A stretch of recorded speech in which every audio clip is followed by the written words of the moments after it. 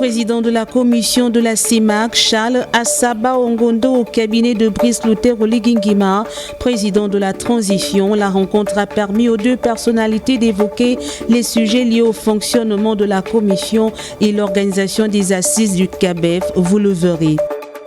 Et puis, les installations de production d'eau potable et d'électricité du Grand Libreville, inspectées par l'administration provisoire de la Société d'énergie et d'eau du Gabon, ses responsables sont allés toucher du doigt les réalités. Ce sont les titres de ce journal.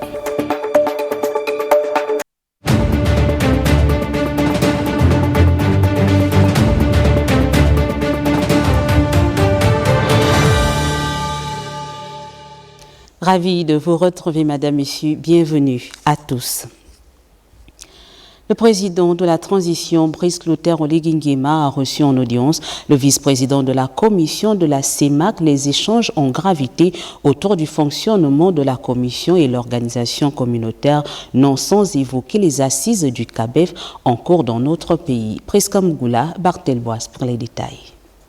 Hôte de la 4e édition du CABEF, le vice-président de la commission de la CEMAC est venu présenter ses civilités au chef de l'État gabonais, le général Brice Luther Oligingima, et exprimer sa gratitude au nom du président de cet organe exécutif pour sa participation à cette plateforme pour le développement de la coopération entre les pays de l'Afrique centrale autour du gaz naturel comme ressource énergétique essentielle à la croissance économique et industrielle dans l'espace communautaire, tout en rappelant l'accompagnement du Gabon dans le bon fonctionnement de la commission de la CEMAC. Merci aussi la République gabonaise pour l'accompagnement qu'elle fait pour que le fonctionnement de la commission et de la communauté soit des meilleurs. Je voudrais dire ici, en guise d'hommage, que le Gabon a mis en place un système automatique de collecte de la taxe communautaire d'intégration qui sert d'exemple que les autres États sont en train de vouloir copier pour que la communauté n'ait plus de problèmes de fonctionnement au regard de ses ressources financières notamment. L'audience a permis également d'aborder les recommandations de la CEMAC pour l'aboutissement de cet ambitieux projet intégrateur pour l'Afrique centrale. Cette proposition consistait déjà sur le plan intellectuel à indiquer que la CEMAC a dans son traité révisé une politique énergétique dans laquelle se trouvent justement les produits de gaz naturel. Et que de ce point de vue, en guise d'harmonisation des politiques dans ce secteur, la CEMAC était outillée pour accompagner les États de la zone CEMAC à structurer davantage tout ce qui conditionne le développement de ce produit qui peut nous aider à travers la transformation structurelle des économies, qui peut nous aider à gagner des points de croissance. C'est un produit structurant qui peut aider non seulement pour les économies locales, les ménages, les industries, l'agriculture, mais aussi qui peut aider sur le plan international à travers la vente de ce produit qui améliorerait, n'est-ce pas, la balance commerciale et même la balance de paiement de nos pays. Et donc, qui nous ferait davantage émerger parce que nous sommes à 2,3%, 2,6% en 2027, 3%. Si on ajoutait une bonne exploitation du gaz naturel, on serait très loin. Sur le plan opérationnel, la CEMAC a accompagné la transmission du dossier du projet de pipeline au club CEMAC pour assurer l'évolution à travers l'avant-projet sommet, un avant-projet détaillé sans oublier la prise en compte des paramètres environnementaux, sociaux et structurés, un modèle économique et financier, toute chose qui donnerait de la solidité au CAB sans vue de la recherche des financements. Parlons à présent du référendum à venir avec cette déclaration de la société civile gabonaise réunie autour d'une concertation regroupant les principaux acteurs non étatiques du Gabon qui ont fait une déclaration portant sur le contenu de la Constitution. Découvrons le contenu de cette déclaration avec Bienvenue Nelkem et Gisnjana. Exprimer la marque d'une avancée significative dans le renforcement de la démocratie, des droits fondamentaux et des libertés publiques au Gabon, c'est le but de la déclaration commune de la société civile gabonaise réunie autour d'une concertation nationale. Les acteurs non étatiques du Gabon ont décortiqué en 7 points essentiels les avancées contenues dans le projet constitutionnel. Renforcement de la démocratie pluraliste et participative. Institutionnalisation du rôle de la société civile. Promotion des droits sociaux, économiques, culturels et cultuels, ainsi qu'environnementaux. Consécration de l'inclusion des femmes, des jeunes, des personnes vivant avec un handicap dans la gouvernance. Modernisation des institutions. Promotion des droits et des libertés publiques. Stabilité politique et cohésion nationale. Outre les différents points abordés au cours de cette déclaration, les acteurs de la société civile encouragent l'ensemble des citoyens à examiner minutieusement les dispositions contenues dans ce projet de constitution. Que chacun aille déjà découvrir cette constitution pour que les positions des uns et des autres soient objectives. À nous de nous en approprier pour que nous en fassions notre bréviaire, pour que d'ici 50 ans, elle ne soit plus retouchée. Ils envisagent de mettre en place un plan opérationnel pour leur participation active dans la campagne référendaire. Il est à noter également que la coordination de la société civile va se prononcer le 5 novembre prochain sur son engagement en connaissance de cause. Le ministre de l'Intérieur, Herman Imongo, a été auditionné à la Cour constitutionnelle. Les dispositions légales et logistiques pour garantir le bon déroulement du référendum ont constitué la trame de cette audition à quelques jours du lancement de la campagne électorale. Rodrigue Tessa Mwanga, Nzameyogo pour les détails. Auditionné pour la deuxième fois au Palais de la Constitution, Herman Imongo, le ministre de l'Intérieur, était devant les juges constitutionnels pour faire un point d'étape sur l'avancement des préparatifs du scrutin référendaire. La date du référendum a été décidée pour le 16 novembre prochain. Donc il nous faut, on va dire, finaliser un certain nombre de préparatifs. Donc ce que nous avons fait, nous avons expliqué à la Cour qu'après la phase d'enrôlement, après la phase de finalisation de la liste électorale définitive, nous sommes mis dans la phase de la formation des formateurs qui vont être dans les commissions électorales mises en place. À quelques jours de l'ouverture de la campagne électorale, l'ensemble des instruments juridiques pour garantir la conformité du processus a suscité des interrogations des juges constitutionnels. Les commissions électorales, colisage et convoyage du matériel électoral, l'impression des cartes d'électeurs et des bulletins de vote, autant de points qui ont focalisé l'audition. La Cour nous a fait des recommandations, nous a donné des conseils avisés sur la meilleure manière d'abord d'être inclusif dans la préparation et surtout de faire en sorte que le cadre juridique que nous avons pris depuis le début soit le plus approprié pour nous permettre de réaliser cette opération. Nous avons fait un point à la Cour sur la liste électorale, le fichier électoral à ce jour, sur les pièces à fournir pour ce scrutin, sur l'accès des populations, sur la communication avec les populations. Donc vraiment c'est un tour d'horizon qui nous conforte dans l'idée que nous sommes dans les bonnes dispositions pour répondre le jour du 16 novembre prochain à ce scrutin. Face au président de la Cour constitutionnelle, Dieudonné Abaowono, et ses pairs, Herman Imongo s'est montré serein et optimiste. Il faut être optimiste. Je crois que ce que nous avons fait depuis le début, c'est de nous prendre suffisamment à l'avance.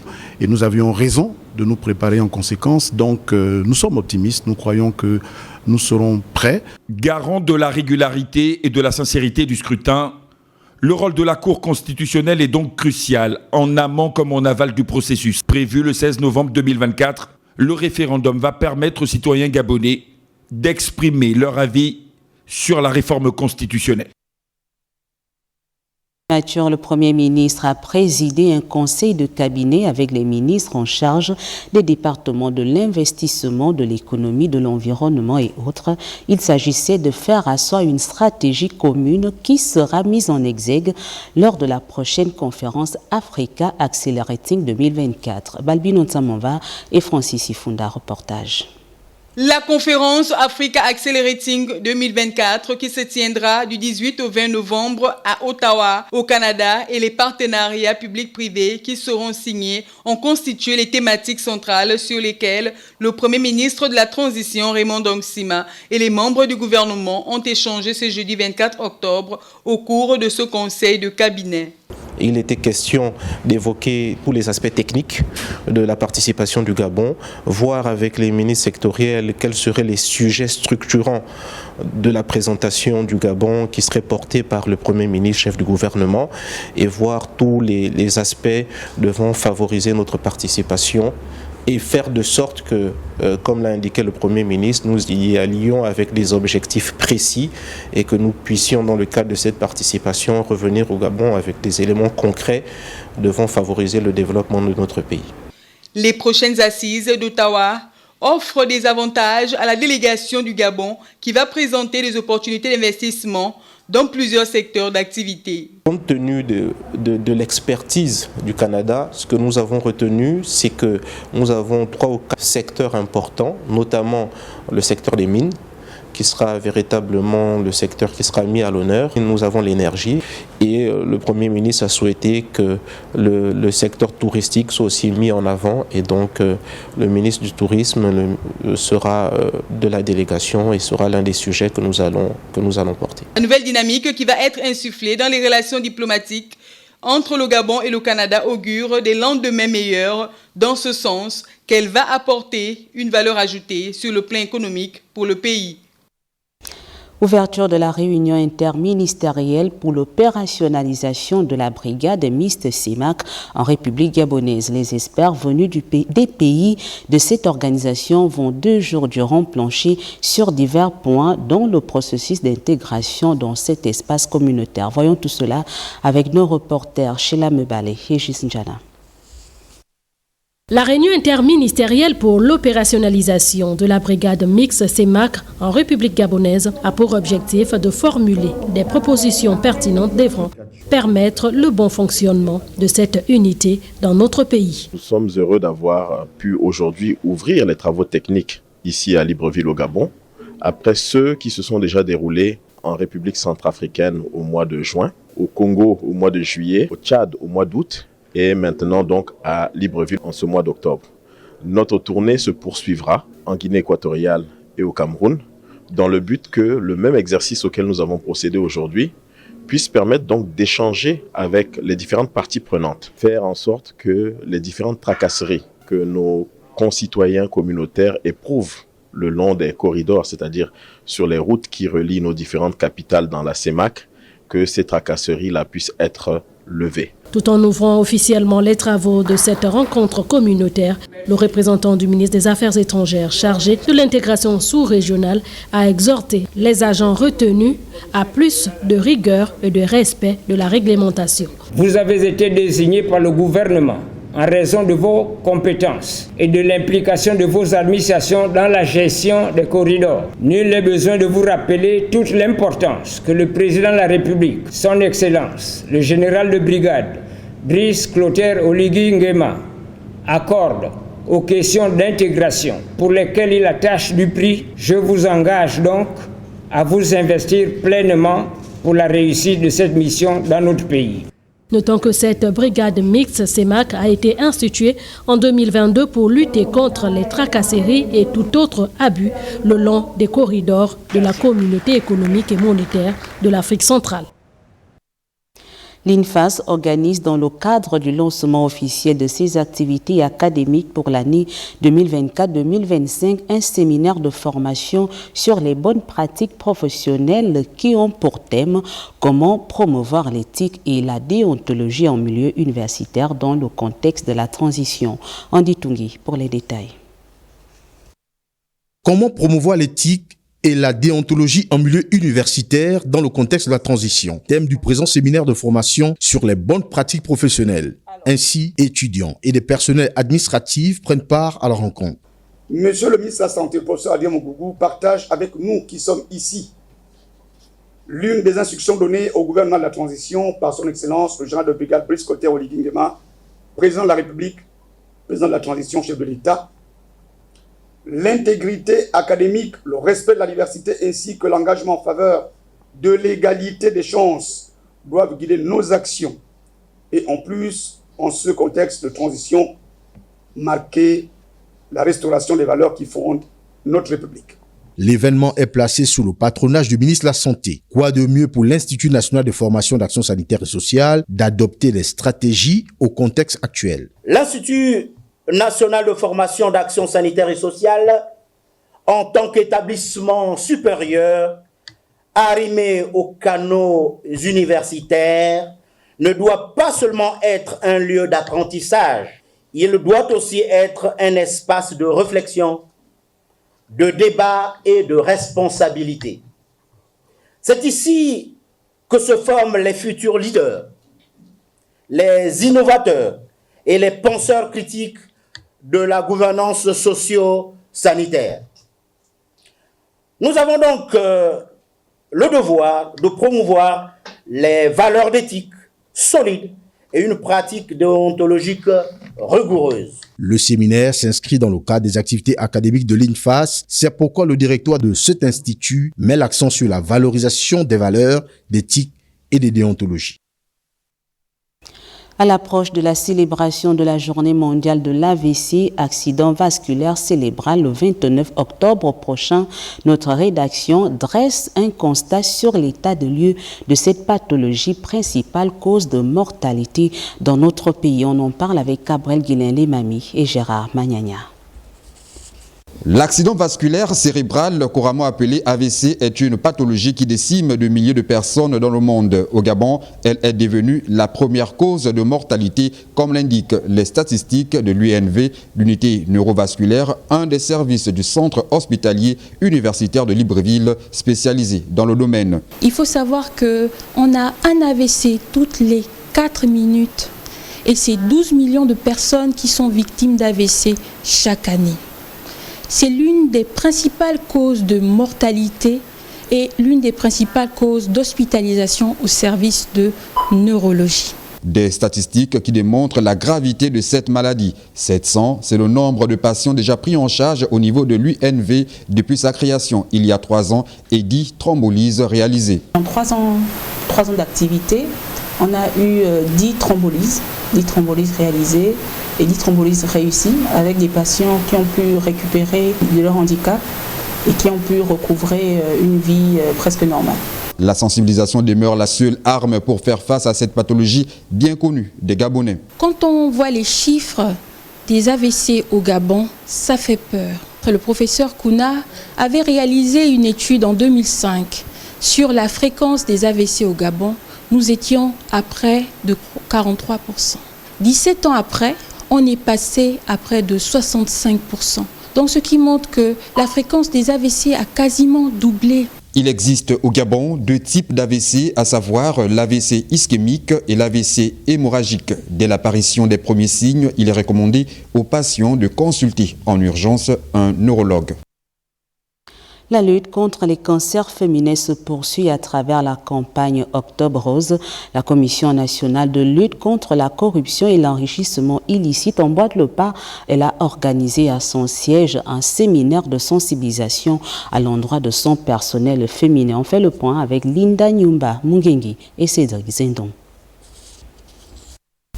La Commission nationale de lutte contre la corruption et l'enrichissement illicite se mobilise à son tour pour Octobre Rose. Le lancement des activités au sein de la Commission a été fait par le patron des lieux, une première depuis la création de l'institution en 2003. Mesdames, Messieurs, il s'agit là d'un challenge que seule la mutualisation de nos efforts permettra à encourager toutes les femmes à participer au dépistage précoce pour une prise en charge rapide, tout en sachant l'intérêt que les uns et les autres portent à cette question. Ainsi, les femmes de la commission ont été sensibilisées par les experts sur les facteurs de risque et les moyens de prévention contre ces maladies. Le sucre, le tabac, pour le cancer du sein, toutes les choses que Dieu a bien fait pour nous, c'est là-bas que le problème doit arriver quand il y a un dépassement. Pour le col de l'utérus, c'est en rapport avec la sexualité.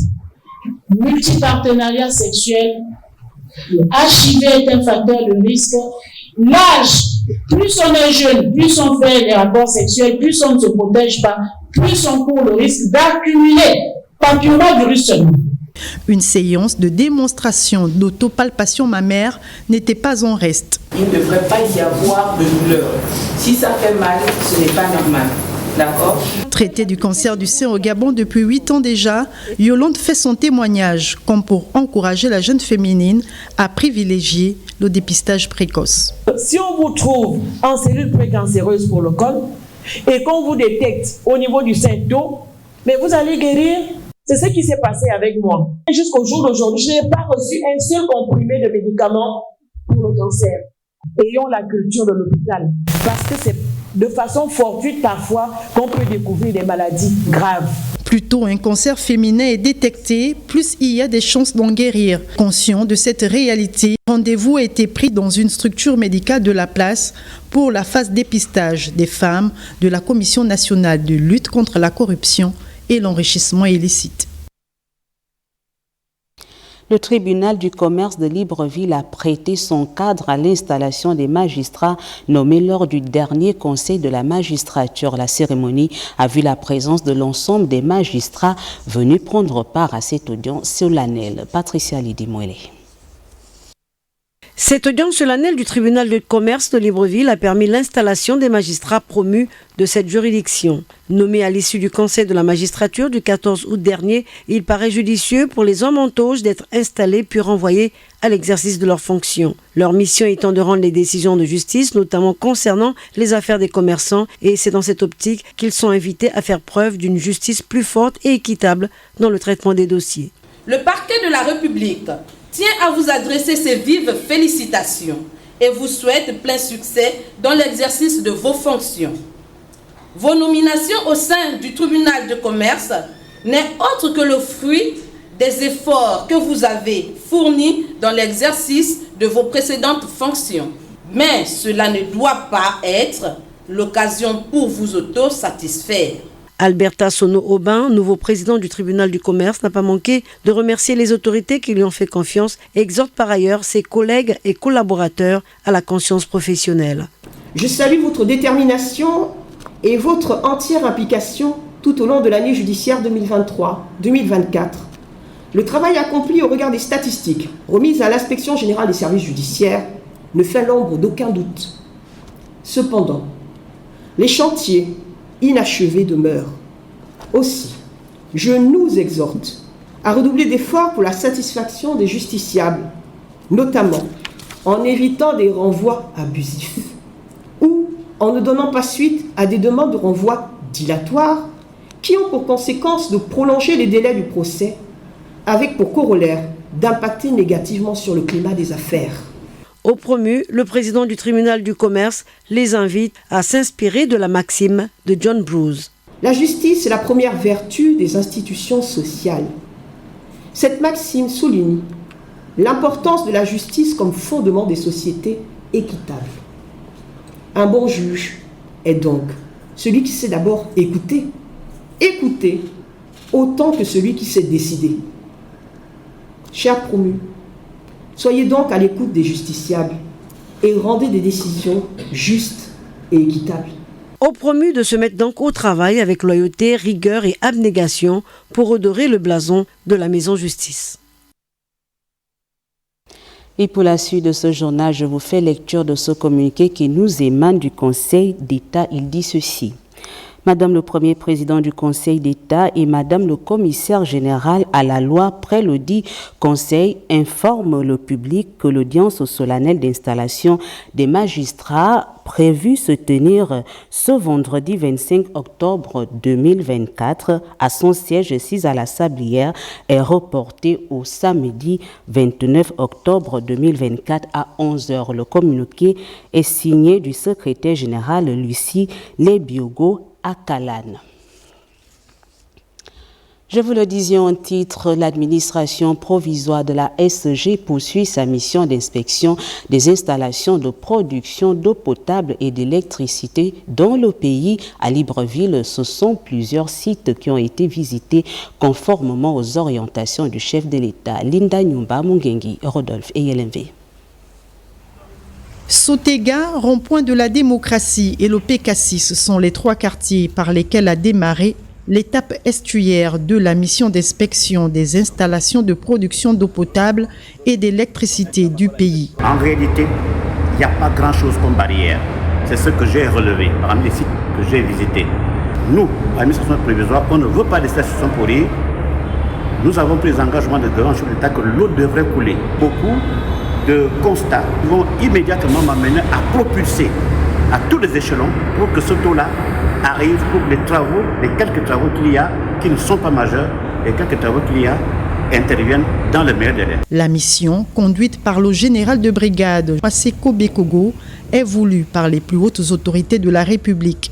Elle s'inscrit dans le cadre de l'exécution du plan Transfo 25 qui vise l'amélioration de la qualité de service offert par la SEEG dans les plus brefs délais et sur toute l'étendue du territoire national. Ce matin, j'ai tenu à regarder certains sites de Libreville concernant le secteur de l'eau afin que je puisse répondre, l'administration puisse répondre aux impératifs du chef de l'État qui nous a donné des ordres clairs, tant au secteur de l'électricité qu'au secteur de l'eau, que les Gabonais doivent retrouver la matière. Nous avons l'obligation d'impulser encore pour répondre aux impératifs du chef de l'État. Démarrée à l'intérieur du pays il y a plusieurs semaines, cette opération va se poursuivre sur d'autres sites et dans d'autres localités, au grand bonheur de la population gabonaise.